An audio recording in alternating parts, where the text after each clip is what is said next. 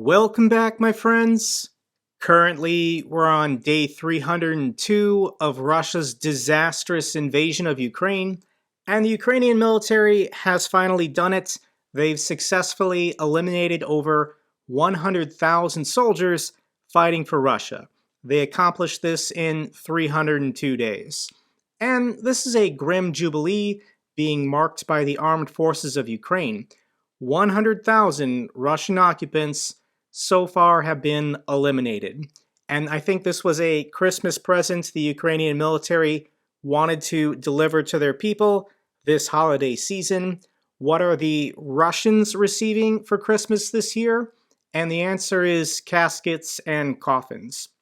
Here's a picture that got leaked of Russian bodies coming home, and this wood crate, for example, is labeled 40,203. These are the lucky Russian soldiers whose bodies are actually being returned to their family and loved ones. Lots of LPR, DPR fighters and Wagner mercenaries. Their bodies are never going to get returned. They're going to have to be collected and disposed of by the Ukrainian military. The other big news story that broke over the last 24 hours, I don't know how you possibly could have missed it, but President Zelenskyy made a historic trip to Washington, D.C. He met with President Joe Biden at the White House and spoke before a joint session of Congress on national television in prime time. This is the value of President Zelenskyy in person coming to America to do this, because he was on every channel. ABC, NBC, CBS, CNN, Fox News, MSNBC. I don't have the numbers how many people watched his primetime address, but it's in the tens of millions. Lots of other great moments and photos and videos such as this of Mr. President walking down the hallway in the White House with Mr. President. President Biden is wearing a Ukrainian color tie. And here's the joke. This is the leader of the free world, and then Joe Biden. I'm American. I don't take offense. I think this is pretty funny, and I enjoy seeing President Zelenskyy wearing combat boots in the Oval Office. And if you didn't watch President Zelenskyy's speech, I uploaded the C-SPAN footage to my channel yesterday, but I added subtitles.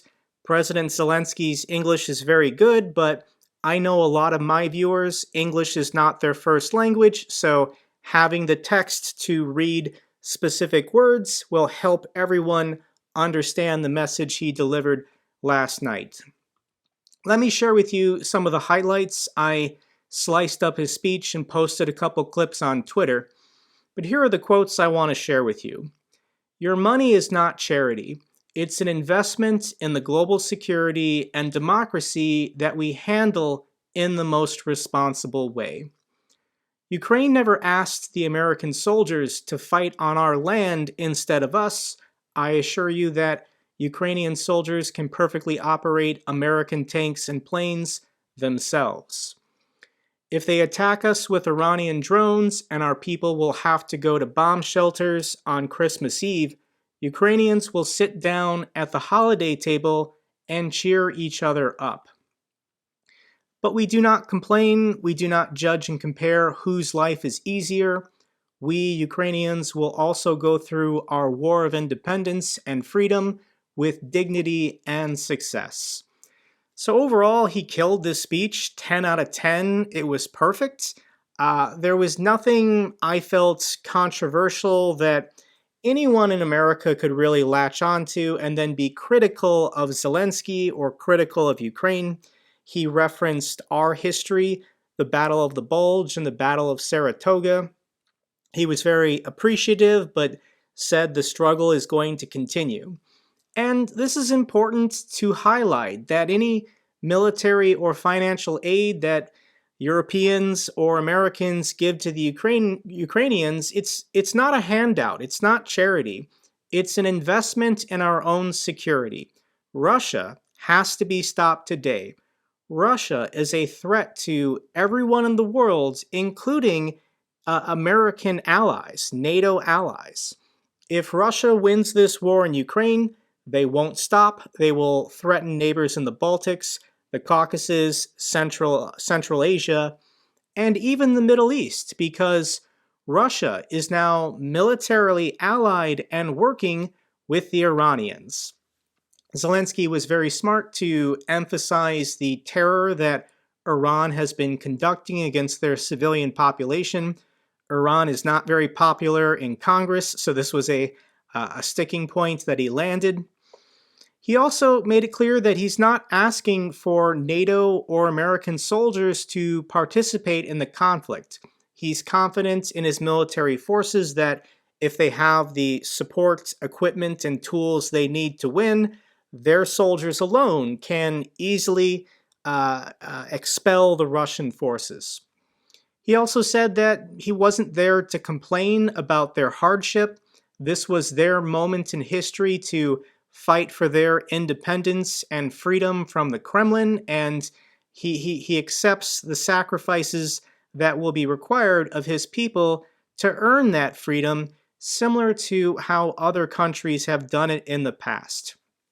He also said Merry Christmas several times, telling stories about the suffering of Ukrainian civilians this holiday season. For a Jewish man, he's reading the room, given that probably greater than 90% of the US Congress are practicing Christians. So, Merry Christmas, Merry Christmas, Merry Christmas.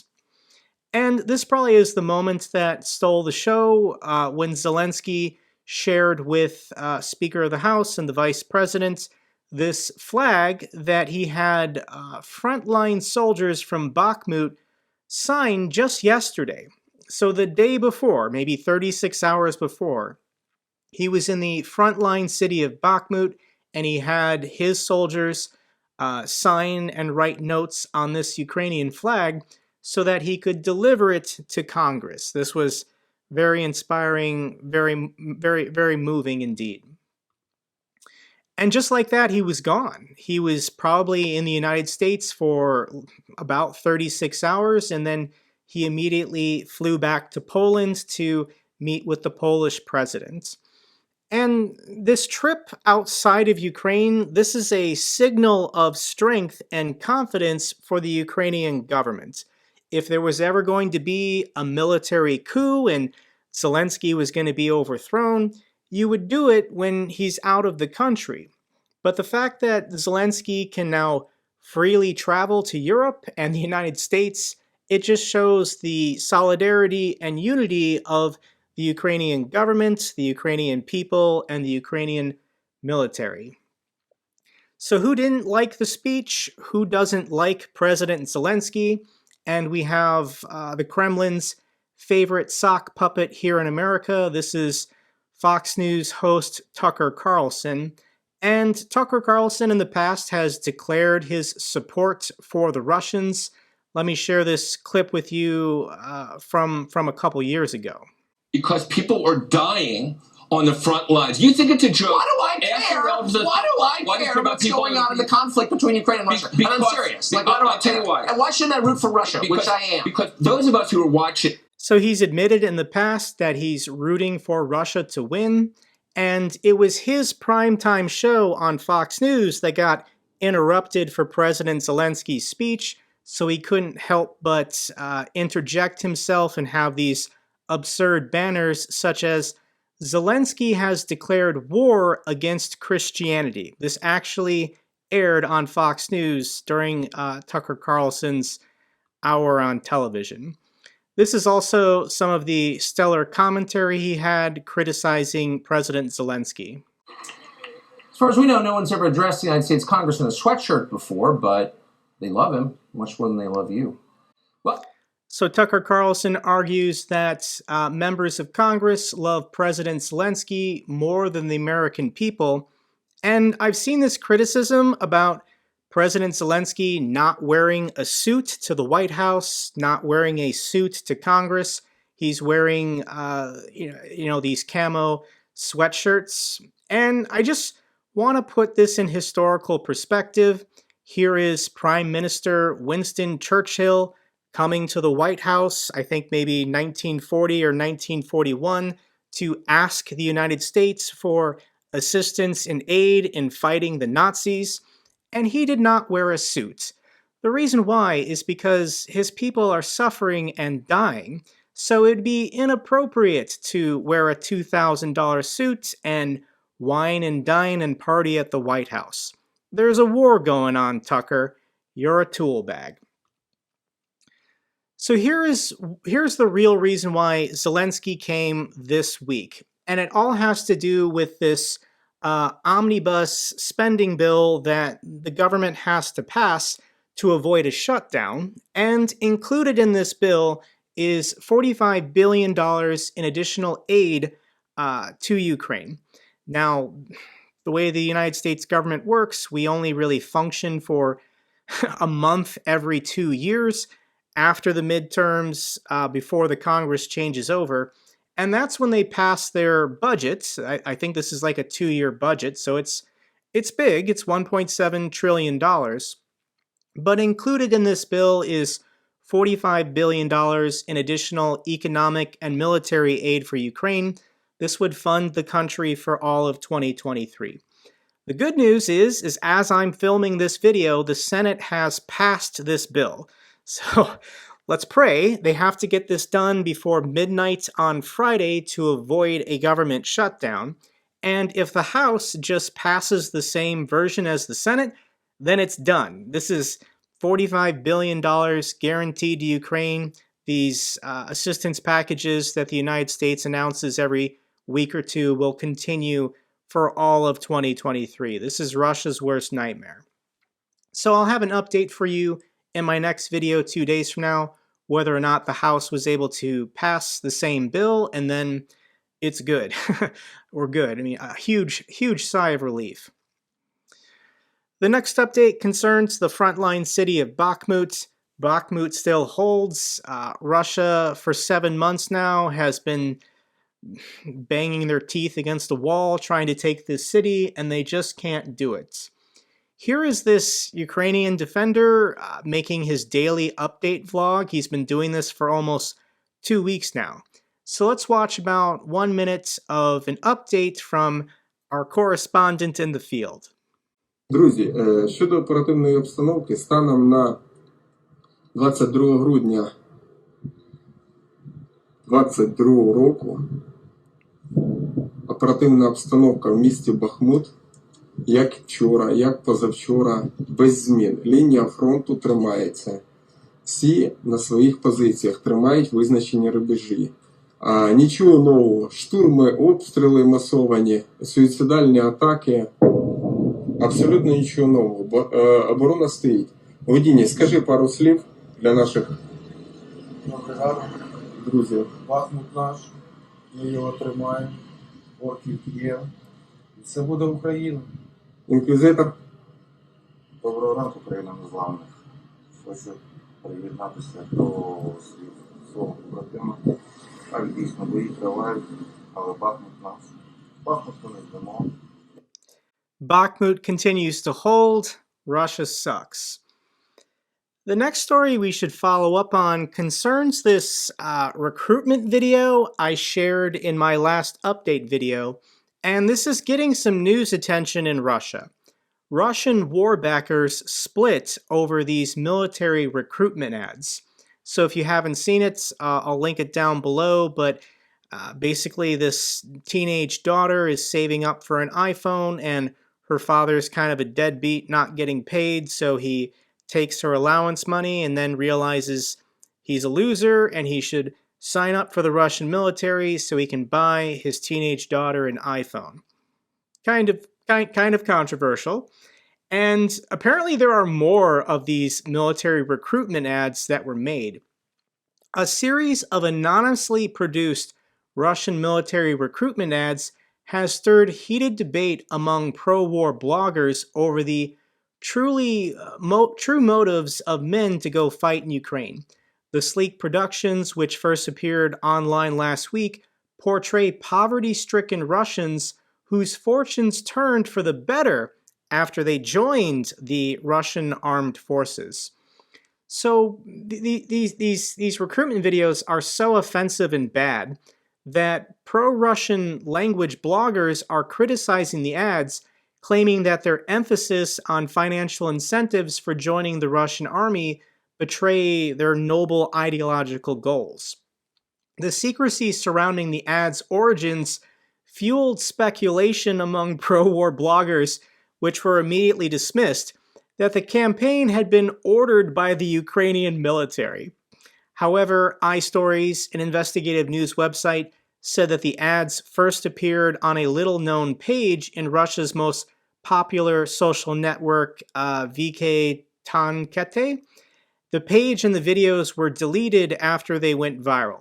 So somebody out there in Russia wanted to do a good thing by making these military recruitment videos, but because they're so stupid and offensive, there was huge backlash, and the people who made them deleted them, but they've already gone viral. You can't stop it once you've published it on the internet. So let me share with you another one of these recruitment videos. I have several more. I'll share another one in my video in 2 days, but let's just enjoy this one together.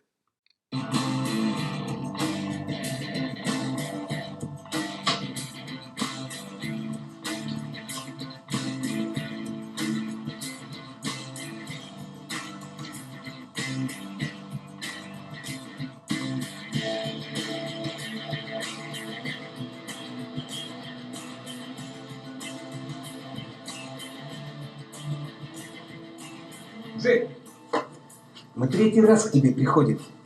Оплати проценты по кредиту. Я по-хорошему прошу. А то мы в следующий раз придем и руки тебе сломаем. Мужики, я контракт подписал. 377-ю федерального закона читали? Кредитные каникулы. Мужики, дверь помойте. Я теперь только родине должен.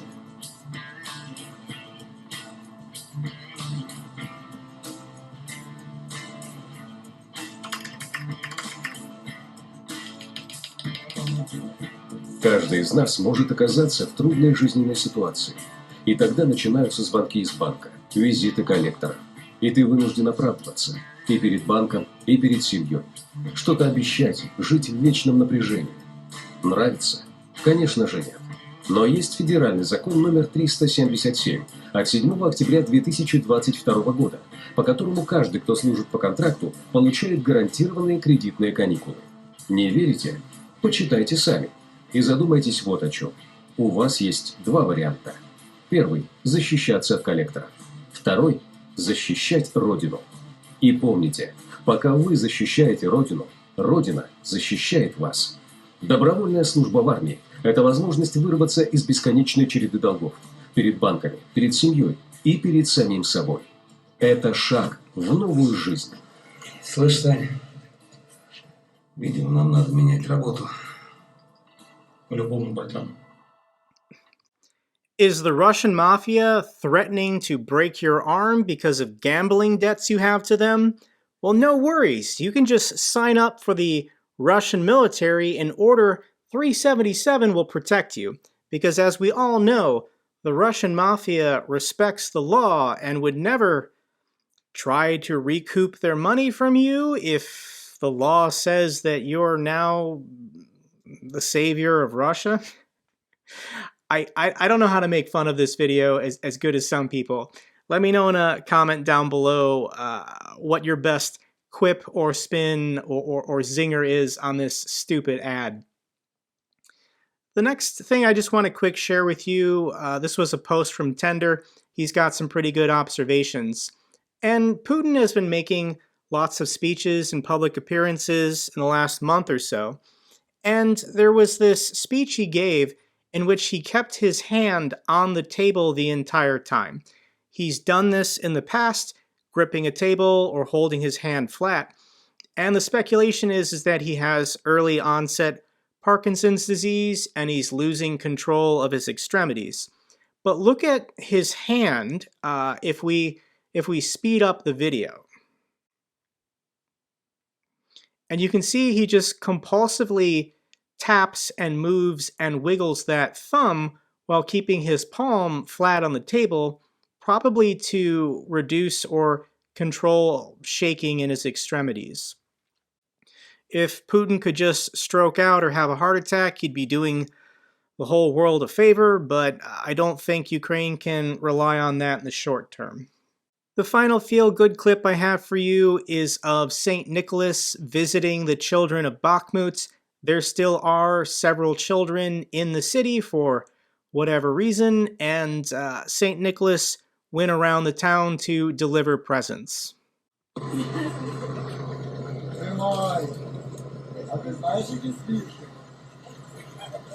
Знаєш вірші там? О, давай. Зараз будемо вчити разом. Давай вивчимо. Холодно, пішли концерти. І медведика тримайте. І тримайте, звісно, пазли. Миколайко без цукорок не ходить. Здравствуйте, Дедушка Мороз, откуда ж ты к нам свалился? А мене не Дедушка Мороз, ми Святий Миколай. Святий Миколай. Олексій, тримай машинку. Олексій, тримайте таку енциклопедію про динозаврів. Ви бачите? Пазли. І в мене косточок немає. Папа. Это Коля. Микола. Ви мій тьоска, Микола. Микола одразу отримує ялинку. Треба книжечку. Такими гарними малюнками, дивися. Спасибо вам большое. Воно важкі, ой, які важкі, які багато певно є. Дякуємо. Костику, хорошому мальчику, хороша машинка. Спасибо вам. Все буде добре, все буде Україна. That's all for this update video. Glory to the heroes, glory to Ukraine. If you found this video informative, give me a thumbs up. Best way to support my channel. Comments or questions, let me know down below. I love hearing from you guys. Till the next video, take care, be safe.